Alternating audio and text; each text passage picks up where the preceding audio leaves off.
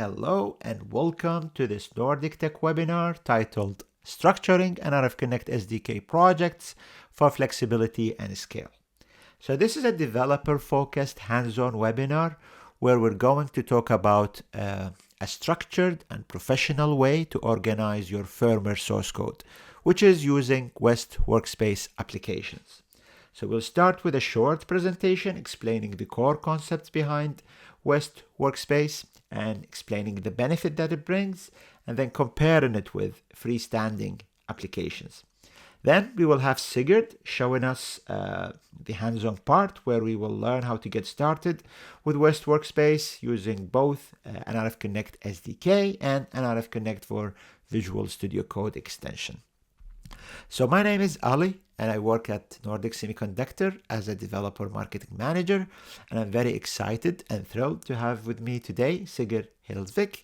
He works at Nordic as well, and he works at DevZone helping customers with various technical aspects related to Nordic products. So please take it away, Sigurd, and show us how to get started with West Workspace applications and what benefits it brings us. Thanks, Ali. So I am Sigurd. I work in DevZone that Ali mentioned earlier, and I've been at Nordic for 4 years now. So I'm here to teach you about how to work with workspace applications to make your application tidier. Okay. So, and to do that, I will, this is what I will go through. I will start at the basics, and then I'll talk about what the workspace application is, then some add-ons, and then I'll show you hands-on. And in the middle of these, I will hope, as you see how to do it, you will also learn why or what it does and how it can be useful for your applications. I will, of course, mention some things along the way as well. But let's just get to it. This is structuring nRF Connect SDK projects for flexibility and scale is the name. Or if you want to be a bit more boring, you can just call it workspace applications. How to. So first, we'll start at the very start, on how to install the nRF Connect SDK. And okay, don't leave me yet because you think this is too simple. I will I will dive more into it. So, but when you installed the nRF Connect SDK, I think most of you use this this menu right here in our VS Code extension to install it. But what I will talk to you about is what happened behind the scenes here. So what happened, and the important part here is West was used to download the files for you and put them in the correct places. And to do this, there is this west.yml, a YAML file, that is found inside the nRF folder. Some of you might have seen it before, some of you might have not. You can see it with the blue ring around it here. Okay, but inside the file, it's a lot of stuff in there, so I will not go through it now. You can have a look at it later and see if it makes sense to you.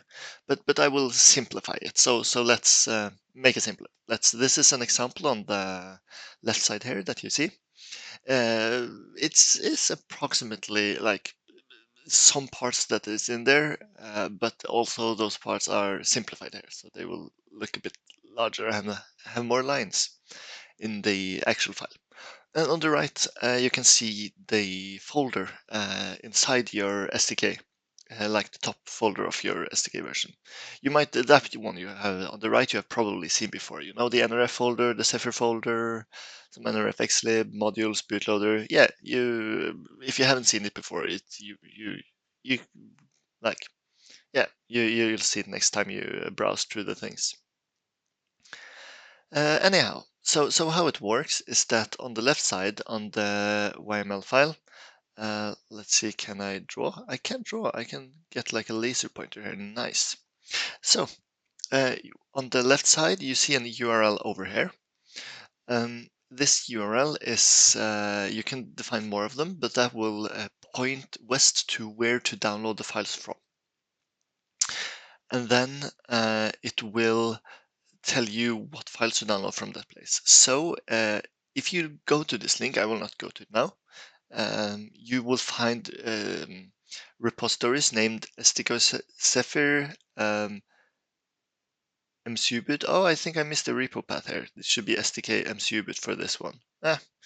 And then SDK nRF xlib, and then SDK trusted firmware. So when you run West update, West will go through all of these in order, more or less, and then download them and put them into the correct places. So for example, to take the top one, it will take SDK Zephyr from this Git base, and then it will download it to a path named as Zephyr. If you don't say anything, it will just put it on the top. But for example, for msubit, the next one, you can see that it goes inside bootloader and then a folder named msubit. There is where it will clone that folder to.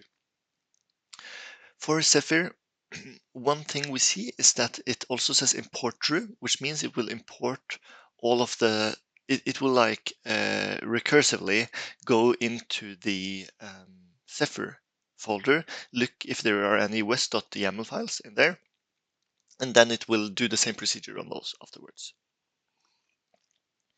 So yeah, so there we have Zephyr, we have msubit, we have nRF xlib, which goes here, and then we have trusted firmware, which goes inside the modules folder. The nRF folder is the base folder, so that is where you find this. So you first need to clone this folder manually through normal Git. West can also let you do that with its init command, but you need to get that the base folder first, and then you can get the rest of the stuff with the West update. So whenever you run West update, this is what happens behind the scenes. So yeah, right. And then let's do some more basics to make sure everyone is following here. When we build a sample, this is a screenshot of the Hello World sample. There should be a line. If I do this, there are animations. Anyhow. So the README and the sample.yaml files here are not required to build an application. The minimum you need for an application is project.conf, CMake list, and the source directory. So, or source directory, you don't need a source directory, you need like a main file that is pointed to by CMake list. So you need some C files to run as well. And this is typically what you do when you have an application that you want to build and want to run. As you can see, this is located inside the samples folder, inside the Zephyr repository. And when you build a sample, you can either build it directly inside the SDK, you can copy it to somewhere else and build it from there with the SDK, or there is this third option that I will get to that's called Workspace applications. And I think that's the next. But the thing I'm building at here, the thing where you as the listeners to this webinar, what you want to know, right? You have your project, for example, something like Hello World, probably more complicated because you're working on a product or a cool hobby project. You want to take your project like Hello World, and then you want to know how to best work with it when you work with it, because you could always just put it here and edit it here. But then if you edit it here, you update the nRF Connect SDK to 3.2 next time, right? And then you will be like, you will overwrite it because Git overwrites whatever you have there. So you don't want to do that. So you want to copy it out. But then even if you copy it out, you build it with the project that you already have. And while that works for like some things, there are other ways to do it which are more powerful. And as these things go, when you get more powerful tools, they also become a bit more complicated. So it will be up to you to choose which one you prefer. Now, the option I'm getting at here is what is called workspace applications. They will use this West YAML files to create a application outside, or they will be like a thing on top of the nRF West.yaml, where they will take and they will pull the whole nRF Connect SDK as not part of your application, but like external things to your application. Let us look at the documentation for it. I think that's the best in this case. So if I can go to this, let me see, nordicsemi.com. So let's just go to the docs and do it the good old-fashioned way. Because when you work with things, documentation is something you need to know to navigate. So I might as well do it in this way. So we want the nRF Connect SDK documentation. So we will go here and we will go here.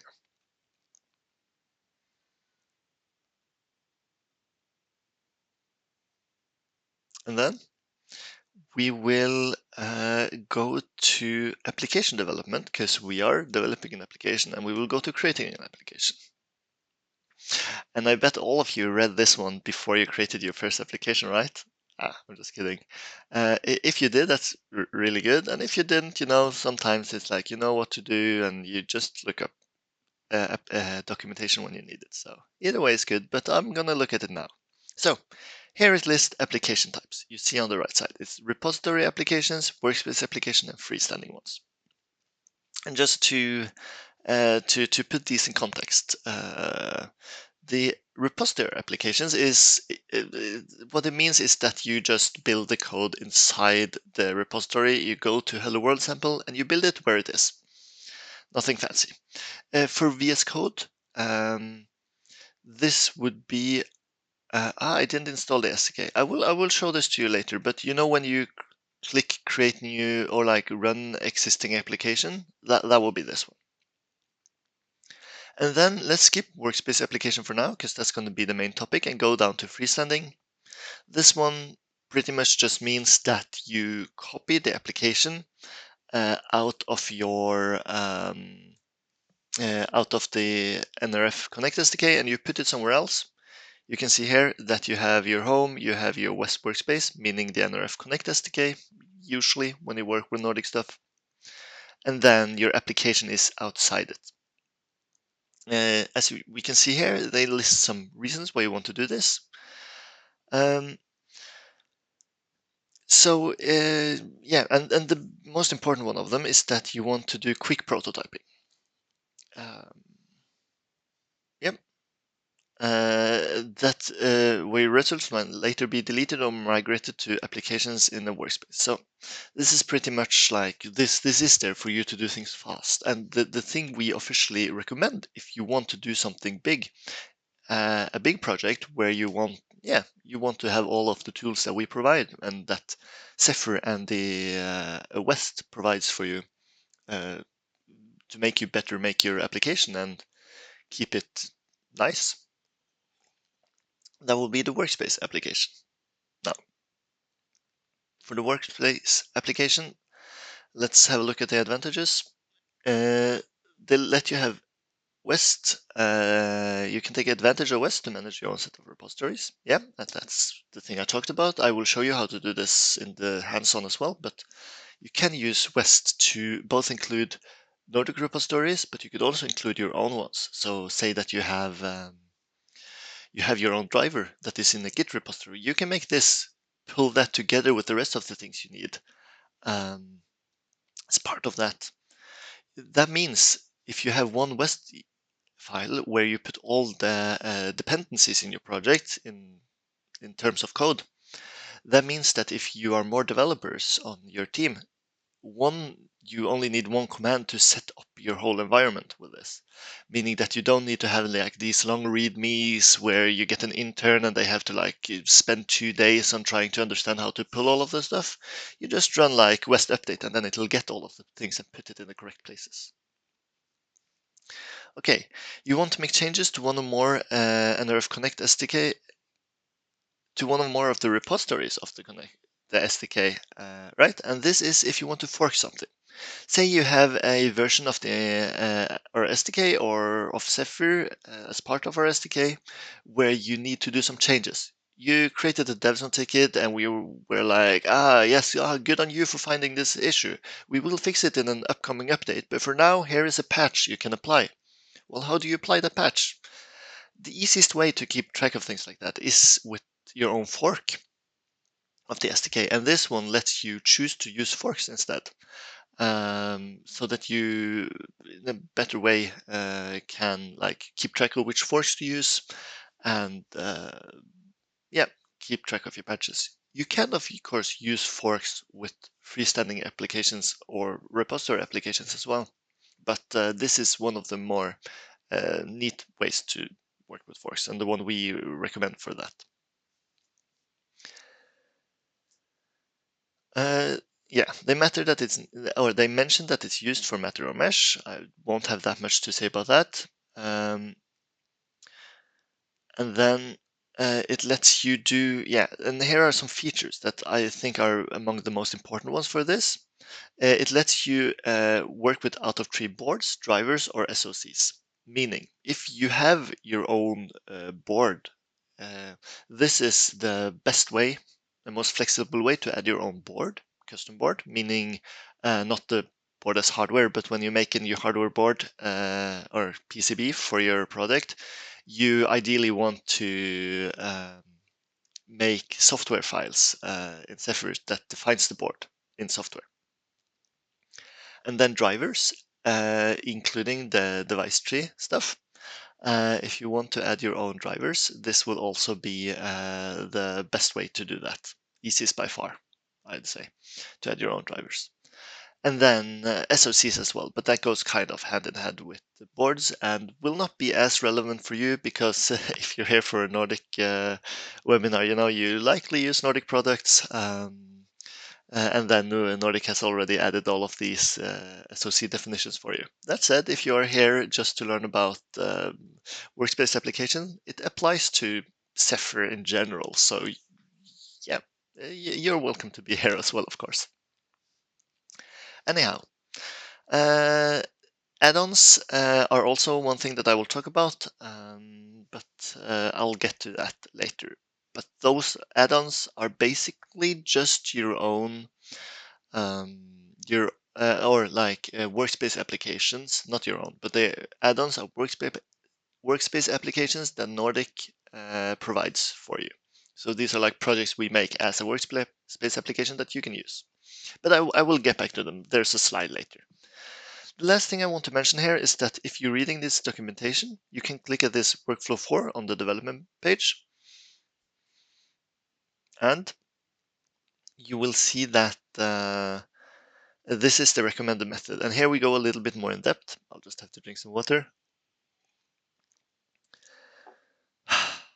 Okay, here we see that we go a little bit more in depth on how to do this, tell you how to initialize it, how to do West Update, as I said, and so on, and what it can do for you. And it also mentions this nRF NCS example application, which I already have open here because I will use it as like a base and steal a couple of things about it in the hands-on.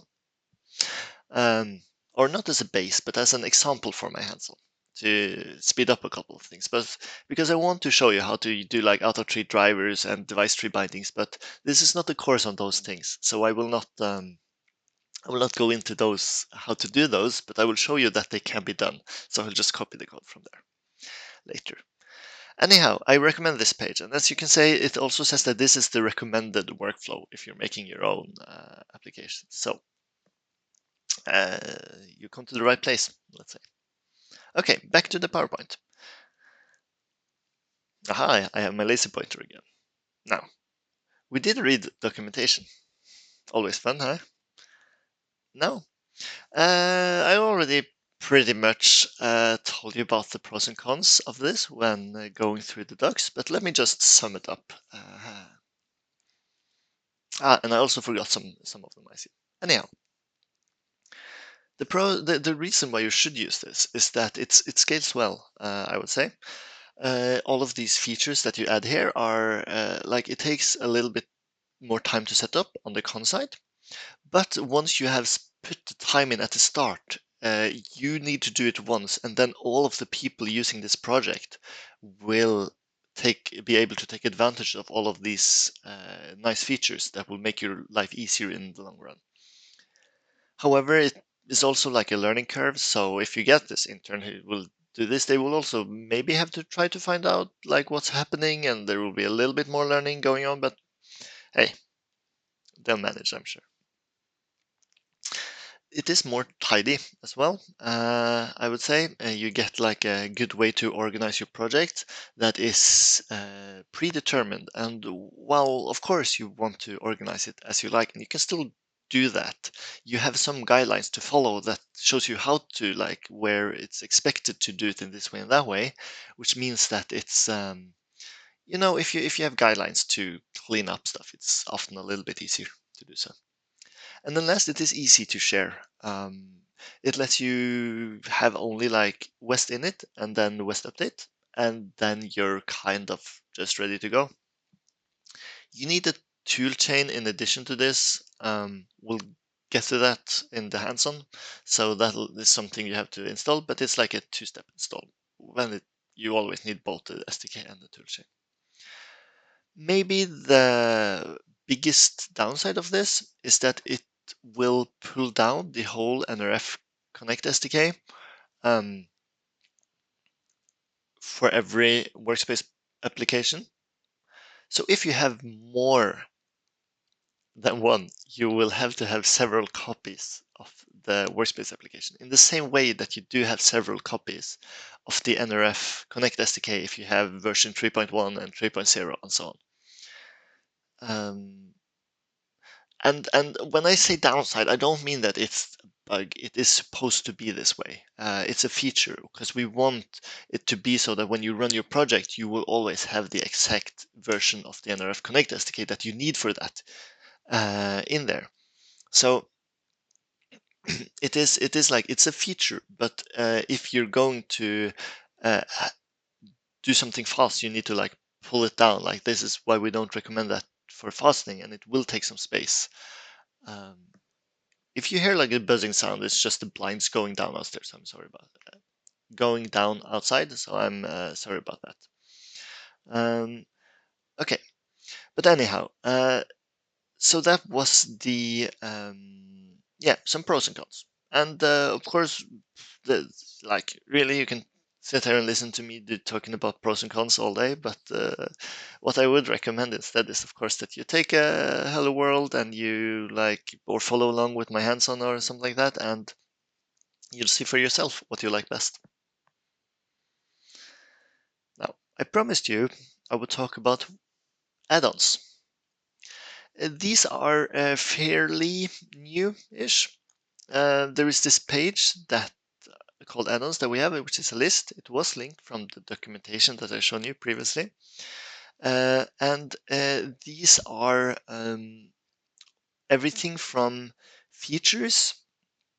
I know, for example, Sidewalk or some SmartThings and SDK, to templates and samples, such as the asset tracker sample and the example application I will show you later on. The idea behind these is that they are some functionality or samples that we want to give you that we don't want to include with every install, because things take space, you know. So we'd rather want you to be able to download those if you need them. Say that you need SmartThings, then you can install this add-on specifically, and then you can work with that as a workspace application. And if we just go to the asset tracker template here, we can see that it indeed has a west.yaml inside it. And then if we go inside that west.yaml, it looks like we would expect, right? And this is an example for how the workspace applications, they include the SDK nRF. Remember the previous example I did where SDK nRF included Zephyr and said import everything that Zephyr gives you. This one includes SDK nRF, meaning the nRF folder, and imports everything that has. So now this sample will pull in nRF, which will pull in Zephyr, which will pull in whatever Zephyr pulls in. So you can have multiple layers of this. The blinds is going up again, you know. For those of you who have automatic blinds, you probably know of this feature where they go down and then they realize, it's not bright after all. Let's go back up again. Anyhow, with that, let's just go get to the hands-on. So, now for the part that you have been waiting for, the hands-on. What I will be using for this is, let us get back here, VS Code, and then I'll have the NCS example application that I talked about to use as a reference. Now, I have already in my VS Code installed the toolchain for 3.1.0 and the SDK version 3.1.0. So I have a setup that will look similar to whatever most of you have. Now, it is possible to make to create folders and make files and so on for the Workspace manually. However, our extension has a feature for this, so we will use that instead. We will click on Manage SDKs and then Manage West Workspace. We will create a new West Workspace, and I will create it in Downloads temp. And then we choose the application type. I will choose nRF Connect SDK, normal one. And then we can choose which version. I choose 3.1 because that's the newest one. And then it will ask us if you want to open this workspace in VS Code. And of course, I want that. Then it will open this folder called application. To look at it, I will have a look at, click on that and then open containing folder in File Explorer. Here we can see that in the temp folder, we created this new workspace or this new folder directory called application. You can rename this if you do remember to restart VS Code and so on, but we will just keep it as is for now. And here we have this west.yaml file inside there. Inside this application folder, all of this is yours. I would recommend adding this folder to Git or whatever version control you like to use, just to have that, just to have it tracked, because here you can add your applications, and we will get to that. But first, let's have a look at the west.yaml file. It tells us that it will use this nRF Connect Git, so we can open that as a base. And here it will go to it and find a project named SDK nRF, meaning this one, and it will clone this. It will also, it will use it in version 3.1, and then it will look at its west.yaml file and include that as well.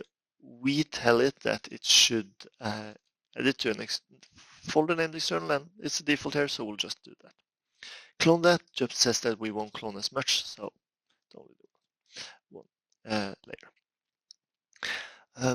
Now, what we want to do is we want to make sure so we only have this one gotten. And as you can see here, we are missing some parts, so to fix it, run West Update. We can run that from a terminal, but as previously, we will click Manage SDK, Manage West Workspace, and then run West Update.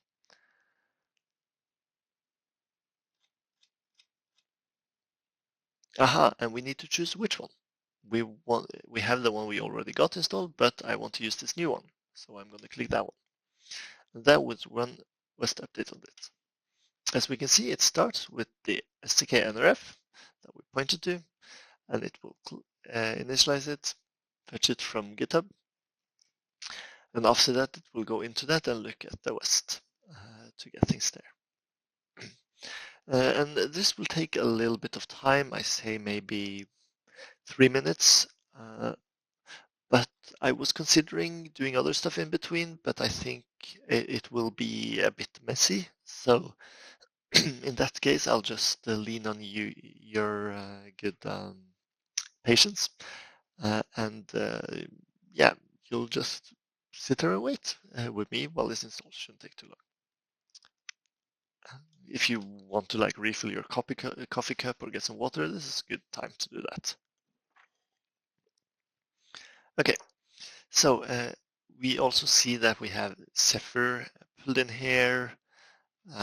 We can see it's a lot of stuff being pulled in. It's BabelSim, it's other libraries. So there's a lot of them. We can scroll down and see it's working. So we'll just do some good old waiting.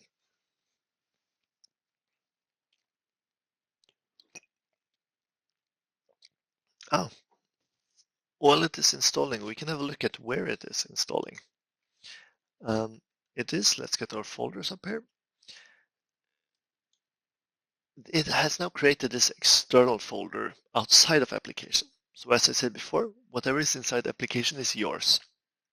That will be where you do your stuff. And then outside here is where it will install other stuff. So here you can see it creates a folder for nRF, for Zephyr, for bootloaders, for all of the stuff. This is also similar to the picture I showed you earlier, the slides, where we can see that it has put all of the stuff up here. So this is a nice way to keep it separate.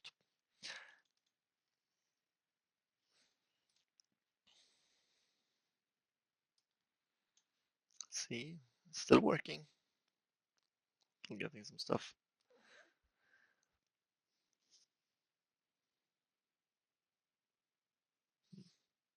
For some reason, it doesn't follow here. I wish I could make it follow.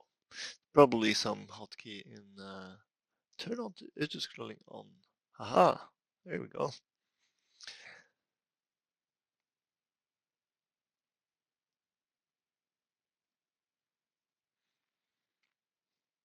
And this is the part as well, that as I talked about, it will now install another version of all of the SDK, which now I will have 2 versions of the SDK on my computer, taking a bit of extra storage space.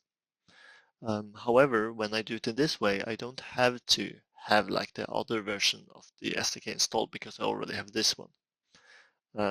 So I could then go back and uninstall the other version I have. Of course, if you have multiple projects installed, then it's going to be or multiple workspace applications installed, then you will end up needing to have multiple. And it is done. See, I told you it didn't take so long. So if you have your headset and are getting the coffee right now, you should probably start returning because I will continue from here. All right. From here, what we want to do is let me just check my notes so I do things in the correct order. No. We want to build an application with this quite easily. So what we do is we create a new application. We can just create a blank application, and inside temp we want to have it inside application because there is where we put our stuff, and then we call it test app. And if you want to have like a folder inside the application directory called, here we see that, maybe we could have like a folder here called apps and then put that inside there, but let's call it test app here for now. Then when we add the build configuration as per normal, we add 54L15DK and 54L15 like that. You can see here that it automatically detects this workspace because we are already inside it. So that means we can just build. and it will be able to build for this application with our workspace.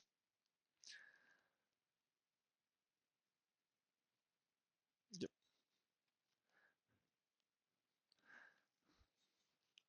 If I go to terminal now, we should see building. Good. Here's the logs.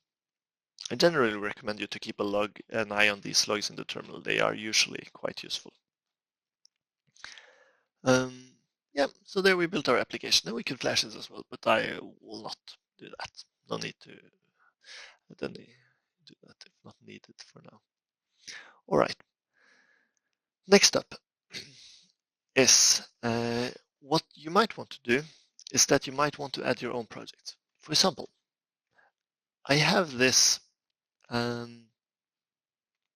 this project that I have for myself. So I will copy that and I will paste it here, the link for it. So if I want to automatically get that as part of my project, because there are some nice samples there, maybe there's some drivers, it could be whatever you want really. I can then, I of course first need to add a remote for it. So we add a remote name, we name it Hellesvik, and then we say URL base. Then we will take the URL for this, which is this thing, copy it in here. We can remove that, we don't need that anymore. So then in here we will take the rest of the path, which is the name of the project, paste it like that, and then we need the other stuff. Remote, and I'm just looking at whatever is on top here, so that would be Hellesvik for the remote. For the path, we wanted to install 2 samples, for example. This would just be the name. Let's say my samples. That's good. Revision, let's say main. We just want that on main.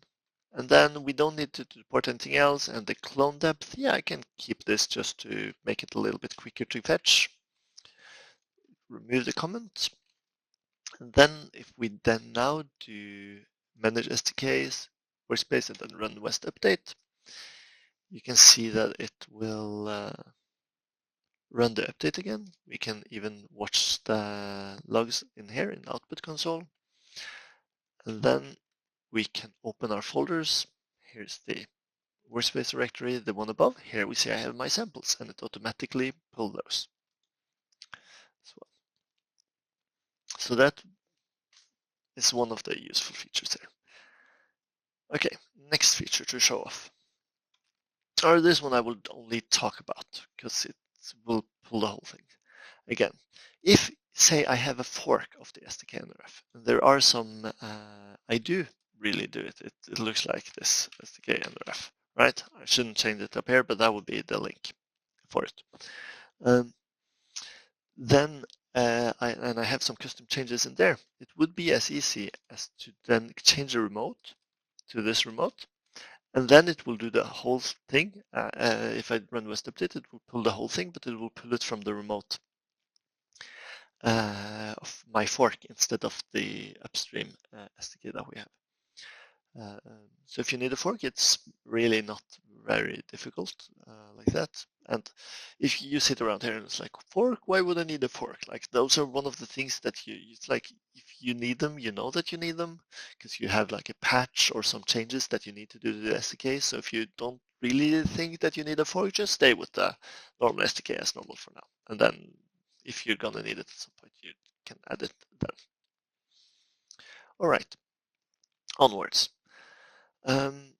Boards, custom boards, is one of the things I said it was nice to have here. So for custom boards, let's see. Before we add anything more, we want to have a look at the files here inside our workspace named application. And we want to have a look at the example application. Inside here, there is the Zephyr folder. And inside here, there is module.yaml. We need this file. So let me copy it first, and then I can explain it after. So we make a folder named Zephyr, and then we make a file named module.yaml.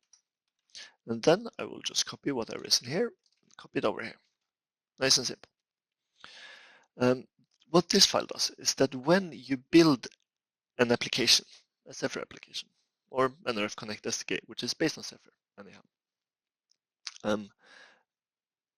Well, the build system is Zephyr based. Inside here, then it will scan for the Zephyr folder and this module.yaml file. It needs to have this exact name. And if it finds it, it will look at it and it will use the settings in here for some additional things. For example, it can use kconfig. You can add your own kconfig configurations here that will apply to anything.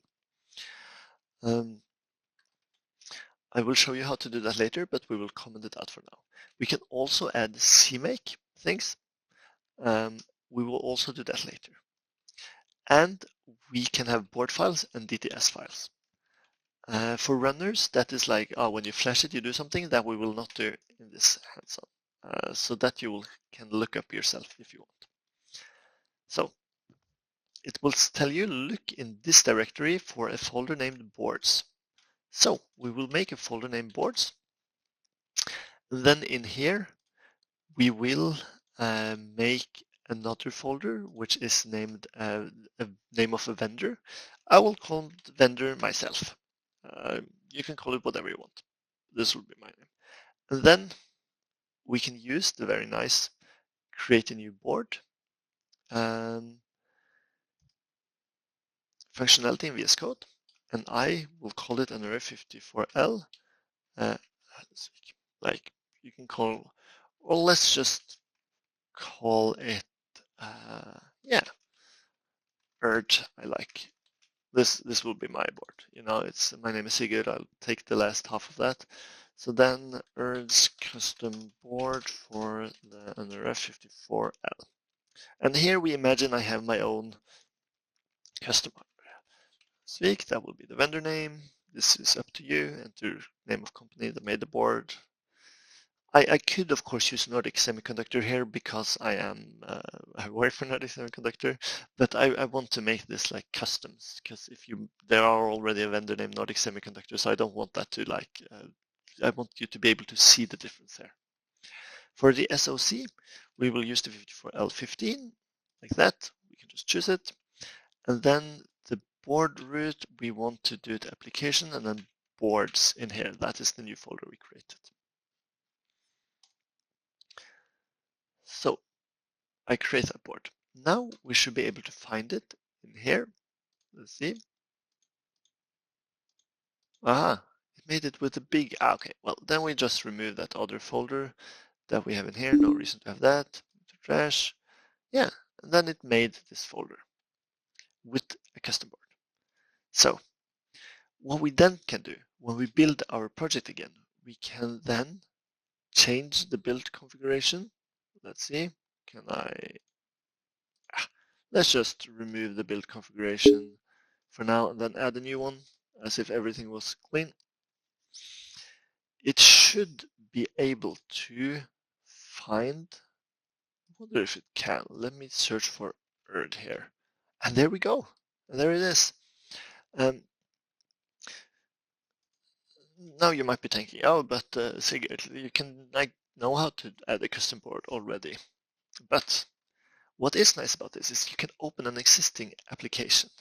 And we can go to one of our external applications down here. For example, in nRF samples, and we can do like,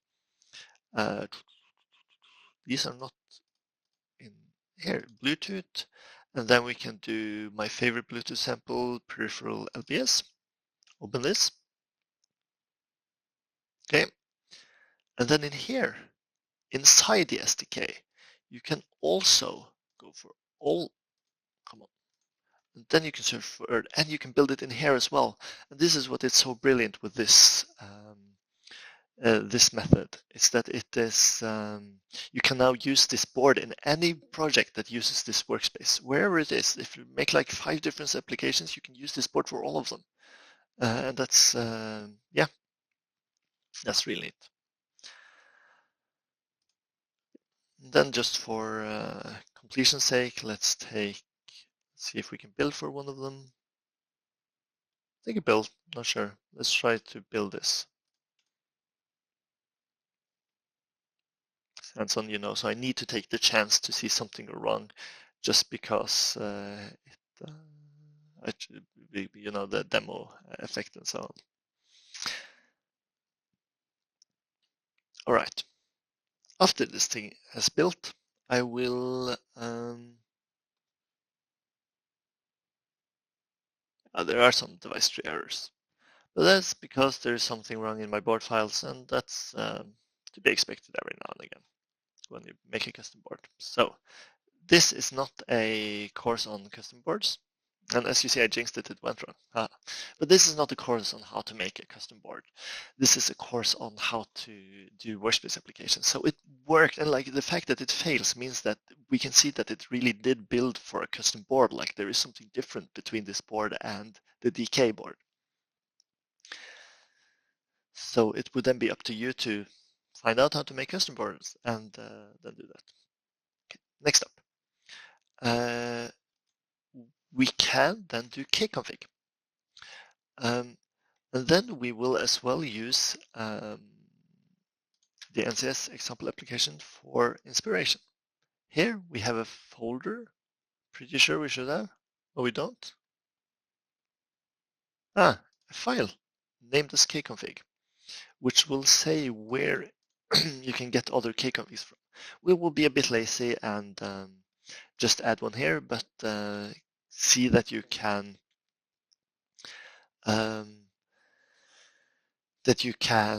them to wherever. So if you have a driver, you would probably add the configurations for the driver in there and so on, or a library in there. But we will just be, as I said, a little bit lazy, and then just add a kconfig file, and then add a new file here named kconfig.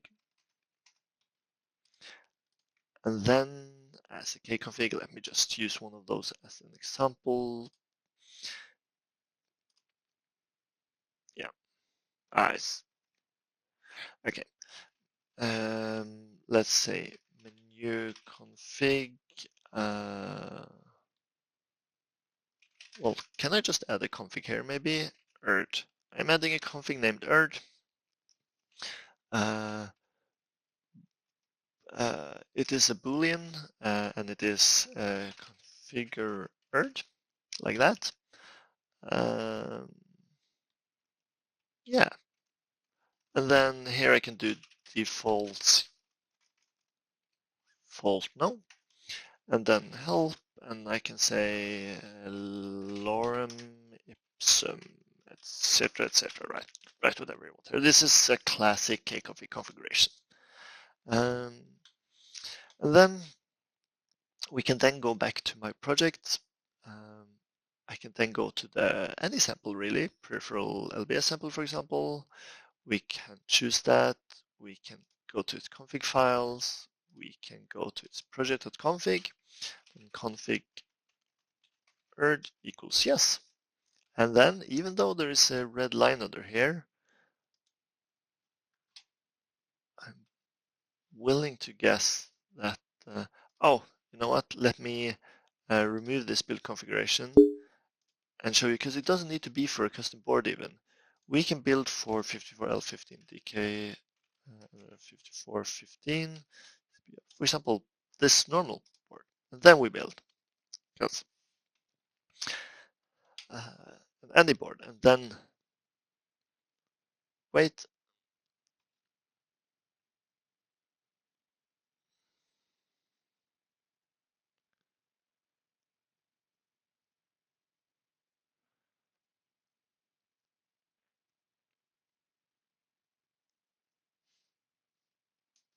Because it will be, when it has built, it will then use the check these files based on whatever is in the build folder. And there you can see it exists, and it worked.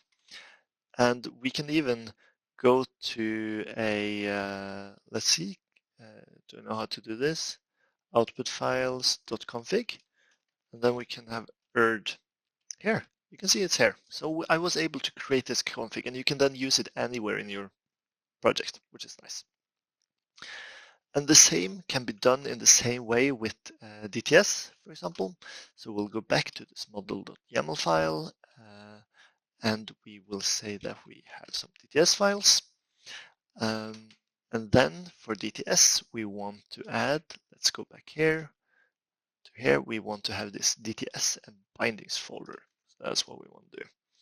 So on the inside the application folder, I here want to add a new folder named DTS. And inside the DTS folder, I want to do bindings. And inside the bindings, you can make like a folder for any different bindings you want. So these will be your DTS drivers, typically what they use. I'm going to be lazy and use one of those. Call it link. You could, I think you can call this whatever you want, but let's not be fancy about it. And then I'm going to make a file inside here, name this. And this will typically be like whatever driver you have, .yaml. And since this is not a course on how to make DTS files, I will just copy that. If you want to learn this, you'll have to learn it by yourself. But the point is that we can have whatever DTS driver in here. Like this one is from the sample, so this doesn't already exist in the nRF Connect SDK. And then I should be able to, when I have this in here, I can then go into one of my other projects. For example, let me just remove the test app for now, the peripheral LBS sample, and then go into, let's see, into config files, device tree, and add an overlay file. Then to Steam build. And then we can add this DTS to our application. And then we can see in boards, here is overlay file, and this is how you add it to your application. To add this, didn't add the example sensors. So here we have this with compatible blink GPIO LED. This will be what is used inside this this file. This is the compatible. So when you use that, it will not be the same. What I always like to do is to add a syntax error in here, because if we do that, it should fail.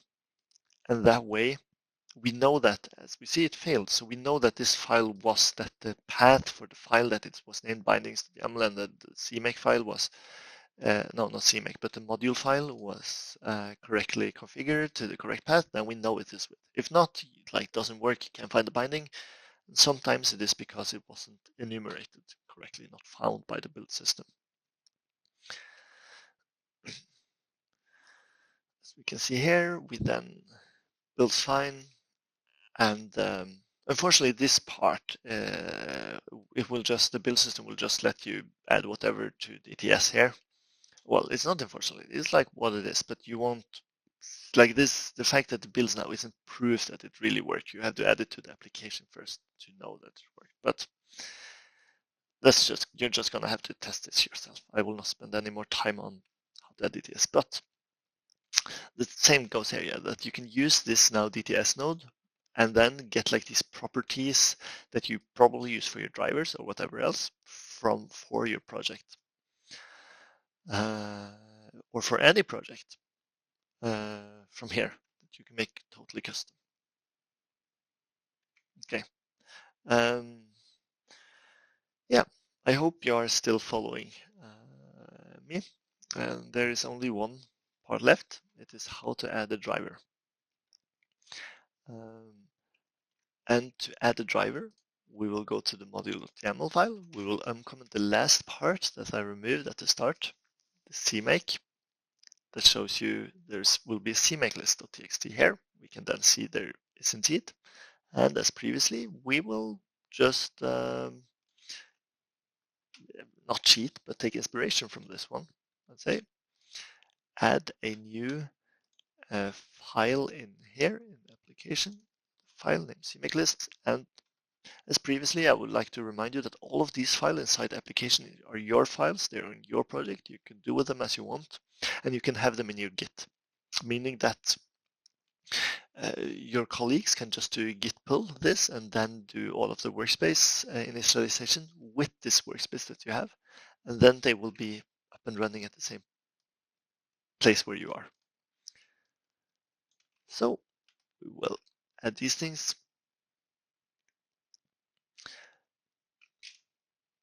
So we will, if we add a new driver, we will not add a new library here, but just know that you can, and it will be, depends on if you call it a library or driver really. I think the main difference here in the name is that the drivers contain like part of hardware, so it will have some DTS, device tree files related to it, but the library is just software. So for now, we will add a driver. Then we will, of course, it needs to add a subdirectory that's named drivers. So we need a drivers subdirectory in here. New folder, drivers. And then inside here, we can add like a kconfig file, which was what was pointed to. We need to make this CMake file for that, and then we can add like a driver for whatever. For example, Blink. Here you can have some files, and it will point to the files in CMake as if it was almost a normal project. However, this is not a course in drivers, and I figure that making an actual driver and running it is not what this course is about. What this course is about is that you should see that you can add a driver here. And what you probably have learned from the previous things I showed you is that if you add a driver here to your workspace application or to your workspace, you can use it from any project that you build within this workspace. Meaning if you have like 5 different projects for different things you are doing, you can use this driver from all of them. You don't need to like copy the code from one project into the other one, get like 1,000 build errors because it is not integrated, like it's too tightly integrated into your previous project. No, you can just add your driver here and it will work. And you can use your driver for like projects and so on. And this is like almost the end of this. I want to mention one thing first. That is, if we go to the SDK nRF, you can see that this one is also really just a workspace. It has all of the things that I mentioned. It has Zephyr with a module.yaml file inside it. It has like a CMake list file here that is pointed to. It has like the DTS folder, which has the bindings folder that we previously saw inside it. It also has like drivers for things. It has boards. Like this methodology that you will be learning if you do this will also help you understand the nRF Connect SDK better, hopefully making you be able to use it more efficiently overall. And also just the fact that this is how we make the SDK shows how powerful of a tool it is. Like it does what we need it to do. So it should be able to do what you need it to do. So yeah, now you can go back and you can decide if this is a method that you will use for your own projects. You know, maybe you think, no, I want to just do some quick prototyping and I don't need all of this. That's fine. Or maybe you're like, I'm gonna do like a large project that will spend like take a year to develop or even longer. And I want it to be tidy. I want it to be easy to share with my colleagues, and I want it to be like, yeah, make my life easier in the long run. Then this might just be exactly what you are looking for. And with that, I think we can go over to some questions and answers. And yeah.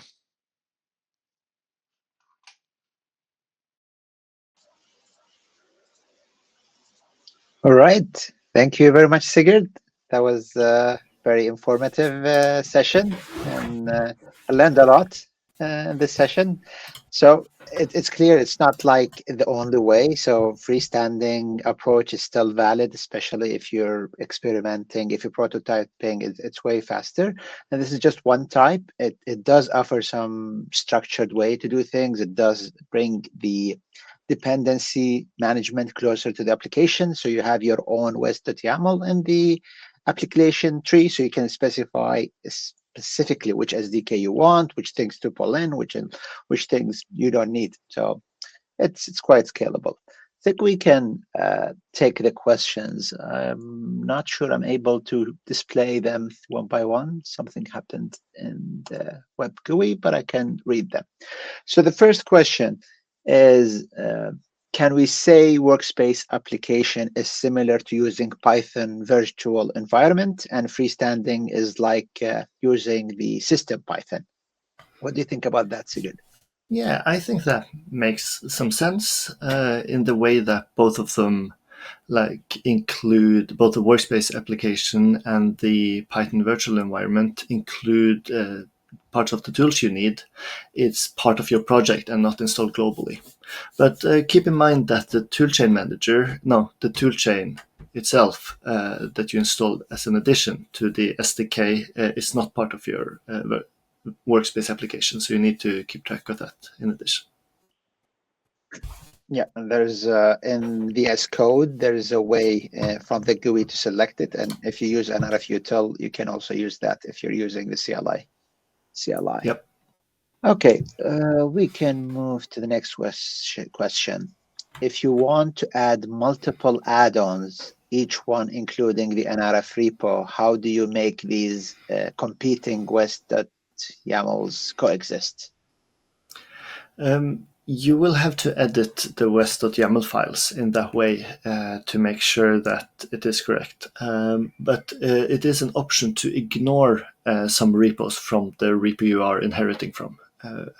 The nRF repo, in the nRF Connect SDK, does this with Zephyr, where it doesn't pull in all the repos that Zephyr has to offer.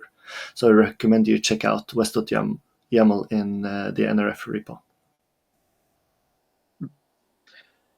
Good. Let's see.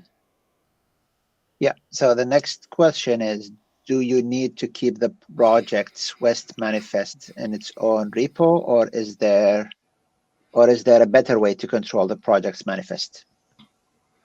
Depends on what project manifest. The west.yml field for your Workspace application will be part of your repository, and then that may look at west.yaml of whatever you pull in, but your own is part of your project, and I would recommend using version control to track it, such as Git.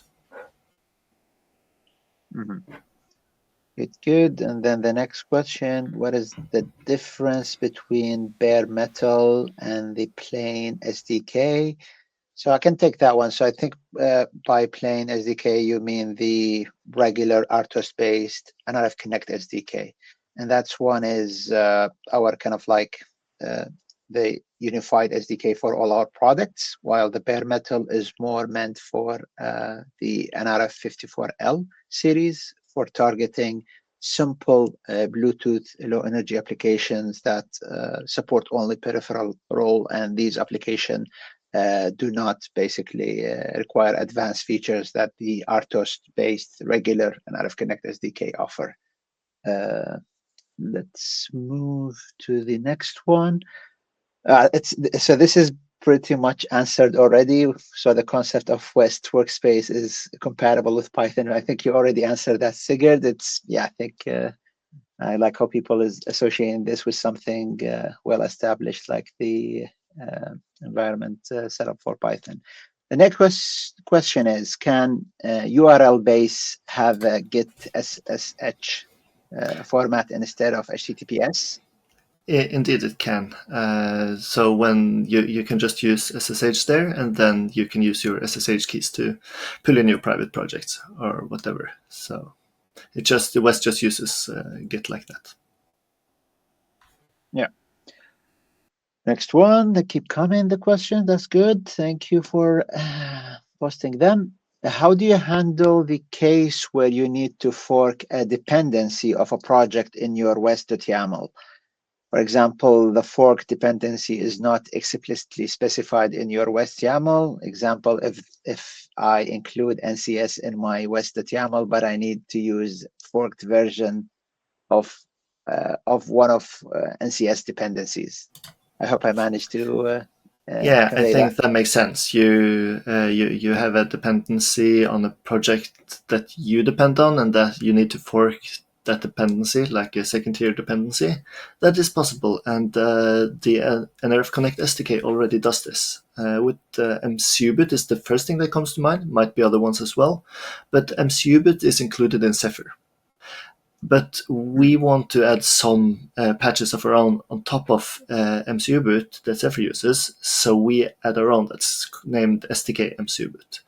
So you can check the west.yaml of the nRF project, and there you can see how that, I think it ignores the Zephyr's mSubit and then adds its own in your project. Then. But check out the west.yml of the nRF project, and you see what happens there. And I think also the add-on that Sigurd showed you the list, and it's available, and the link is available in the slides. Like, they provide pretty much solid examples for many West Workspace applications that you can check out and see as a reference, basically.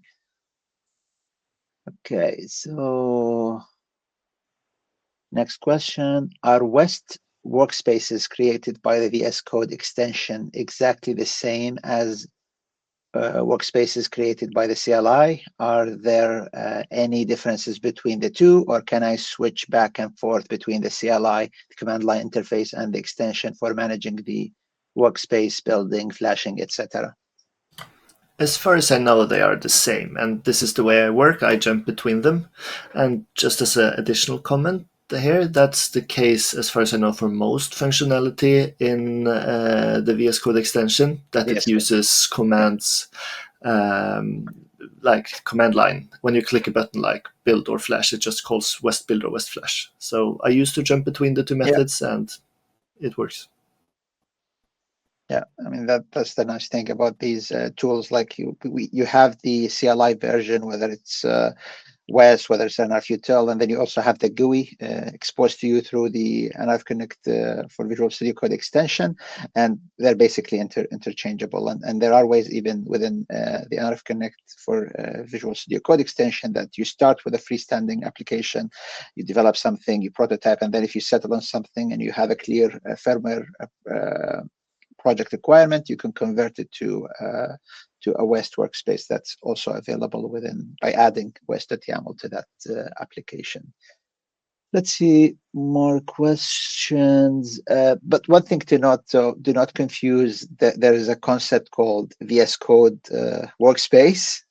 So that's completely different than the West workspace. It's that one is just to group applications within a VS Code kind of like session. So it's, if you see it in the GUI in VS Code, it says workspace, it's probably referring to the VS Code workspace. But the things that you see inside the extension, the nRF Connect for Visual Studio Code extension that says workspace, these are the West workspace, basically. Okay, where did we reach? I think this one you already addressed, Sigurd. Can West Workspace contain multiple apps? I think yes, right? Yeah, but just to answer it again, it can. You can put as many apps inside, because you just make a directory that's the top of the workspace application, and there you can put whatever you want. Multiple apps. Yeah. And there is the last question: how to change a workspace application SDK version? In the West.YAML file, there is like a version tag. So when you say include the nRF inside your West.YAML, you can also define which version. And that's in your application tree. So your application has an explicit statement of which version of SDK it supports. Yes. Which is one of the features here, so that if you have multiple applications that need different versions of the nRF Connect SDK, then this can be handled by the West.YAML file for you. All right. Thank you very much for attending, and thank you, Sigurd, very much for the very informative presentation and hands-on. And See you in another webinar. Bye-bye. Thank you.